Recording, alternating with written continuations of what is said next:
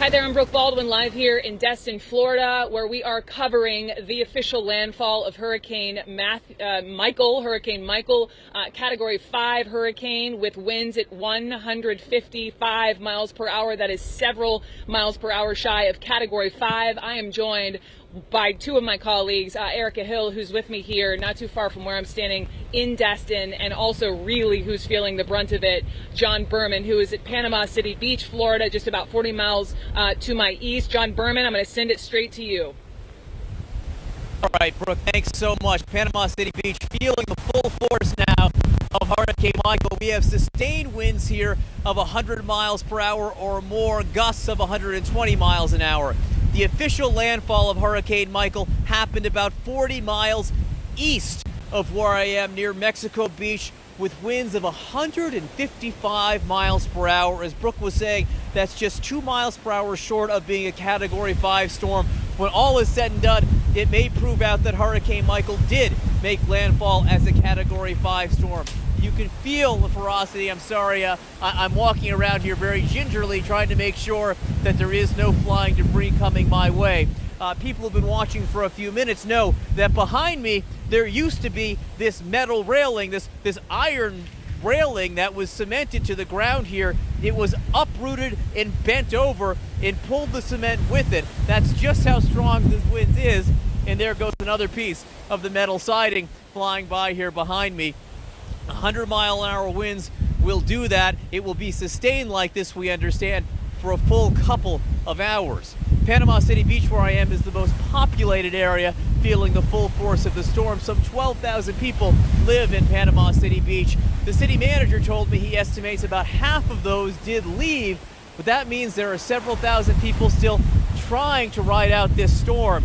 I hope they are safe. I hope they are in a room in their house right now, not near the windows, because this wind is blowing very, very hard and will do so for some time.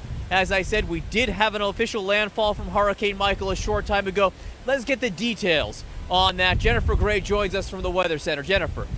John, yes, you are still in that eye wall. In fact, it's hard to believe that about 10 miles to your east, the clear skies and calm winds, but you are going to experience this eye wall in its entirety, and it's going to last probably another half hour for you, and then conditions will improve.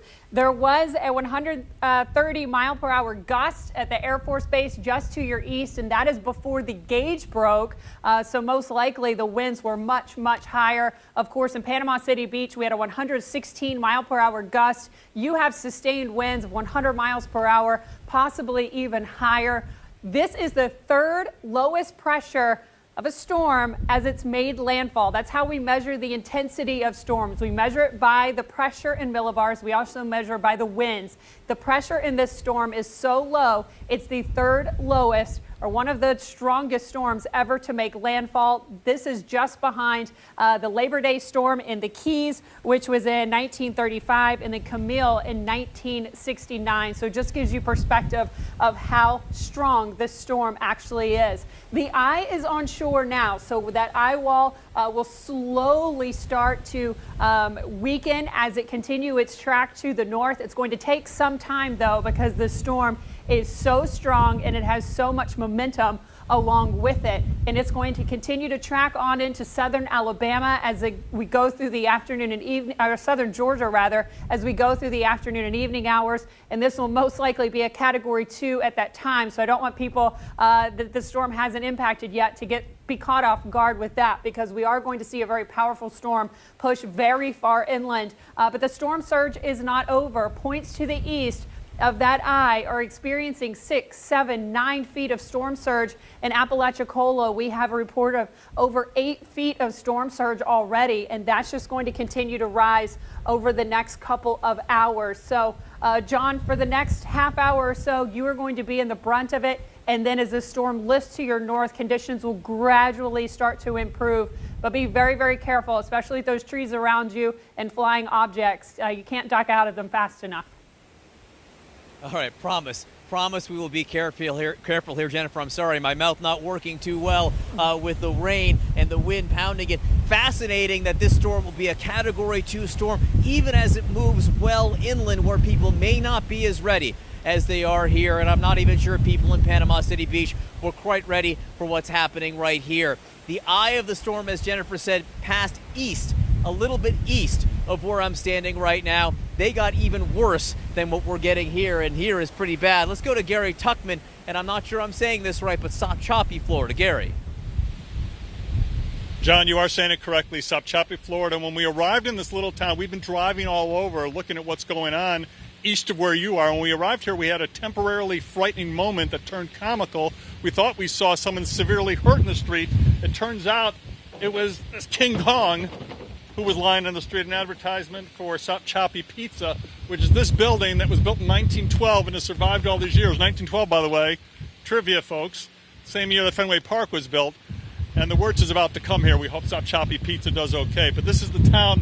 About 470 people live here. We haven't seen anyone around. Almost everyone seems to have evacuated, which is very good news. This town, by the way, they have an annual, this is Old Florida, and they have an annual worm charming festival, worm, W-O-R-M, where they use tools to coax worms up from the ground. They use the worms for bait, and they do that every year here in Sopchoppy, which is now going through the scare of this very strong Category 4 hurricane. Keep in mind, in the Florida Panhandle, in recorded weather history, there has never been a Category 4 hurricane, and we're just under Category 5. So this is something that even hardened Floridians who are used to hurricanes have never experienced before. As I told you, John, we've been driving all over. We started the day in Shell Point Beach, which is behind me to our south, right on the beach, and we had to get out of there very quickly because the water literally within 5 minutes started rising and coming towards us, and it was up to our knees, and we knew it would get much deeper, and we got out of there. We've also seen, as we've been driving around, a lot of transformer fires. Power lines have been coming out, and we just see fires on the side of the street, and they're not being put out because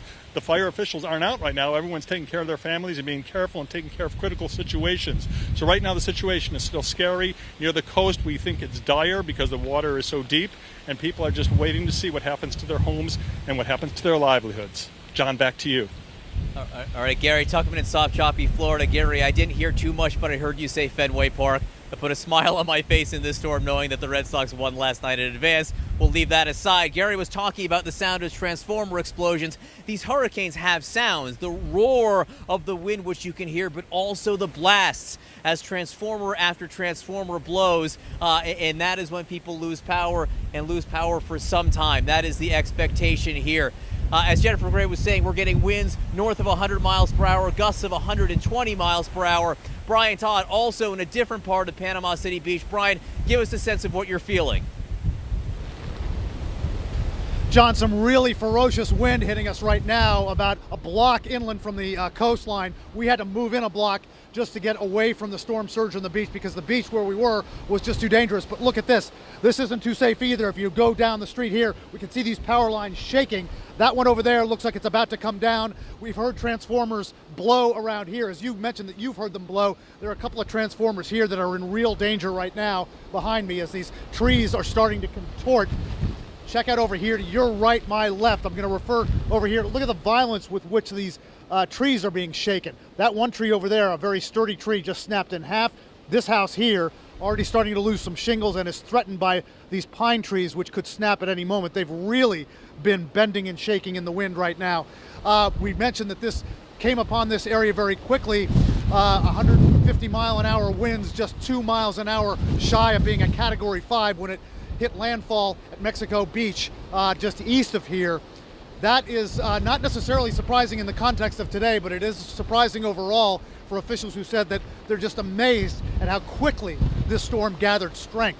We want to talk storm surge now too, because that's one of the reasons we had to move in a block.